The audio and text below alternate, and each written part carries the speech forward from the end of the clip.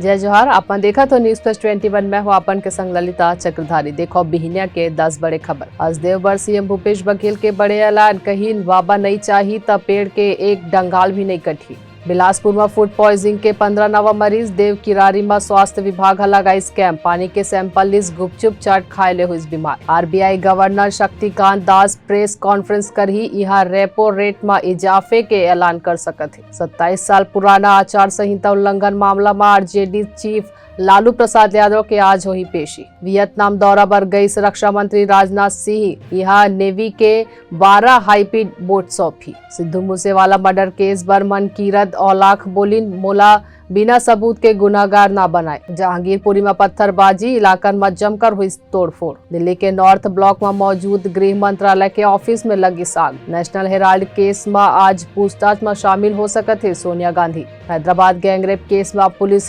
कुल 6 आरोपी लकर गिरफ्तार। ऐसे जानकारी ले लगातार अपडेट रहे पर देखत रहो न्यूज प्लस 21 आप मन के अटके बाद।